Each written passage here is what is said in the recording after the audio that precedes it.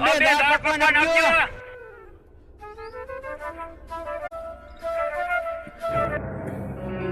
ભાઈ બાકી તો ઘરે ભૂલી ગયો તો ભાઈ હવે હું કરશું પૈસા તો હું નથી લાવ્યો તો ભાઈ આપણે હે ને હું તને એક પ્લાન કહું તું ખોટું કહે ને મરવાની એક્ટિંગ કર એટલે એમ કરીને ઓલા ભાઈને એમ કહીશ કે તમે આમાં હું નાખ્યું તું મારા ભાઈબંધને કાંઈક થઈ ગયું એમ કરીને આપણે પૈસા નહીં દઈએ બરોબર